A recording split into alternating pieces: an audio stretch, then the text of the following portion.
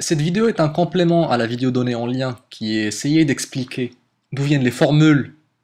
à partir de principes de conservation. Donc dans la vidéo précédente, on avait vu que les principes de conservation de l'énergie, surtout,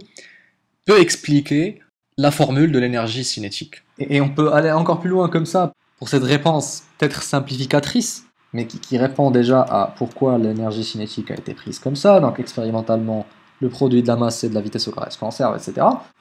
En ayant défini ceci comme énergie cinétique, on se dit mais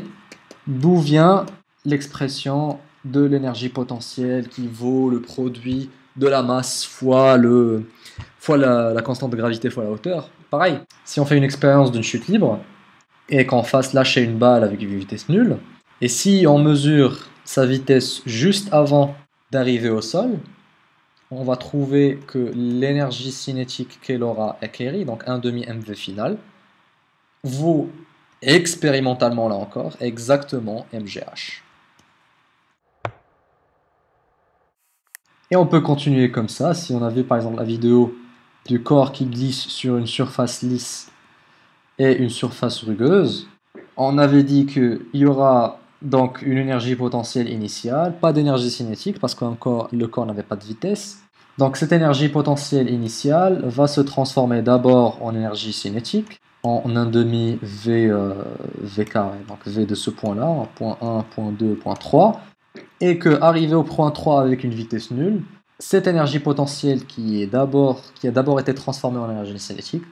va être transformée en énergie thermique qu'on peut mesurer grâce à la température et une constante de proportionnalité qu'on détermine là encore expérimentalement, qui s'appelle la capacité thermique, qui est juste une constante de proportionnalité entre l'énergie thermique et la température telle que mesurée en Kelvin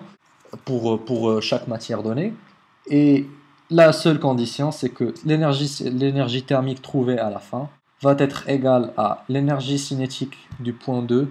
qui, elle, vient de l'énergie potentielle qui était la seule source d'énergie possible. Donc on voit comment, grâce au principe de conservation, on peut non seulement établir des équations, donc ce qui a été fait dans une autre vidéo, mais on peut aussi s'amuser à expliquer l'origine de certaines formules. Même si peut-être, des fois, c'est pas exactement comme cela que ça a été fait historiquement. Donc voilà, tout ça pour dire que le principe de conservation est beaucoup plus important que ce qu'on pourrait penser. Et que s'il y avait une sorte de classement de sacralité de principe en physique, ça serait probablement le principe qui vient au plus haut de l'échelle.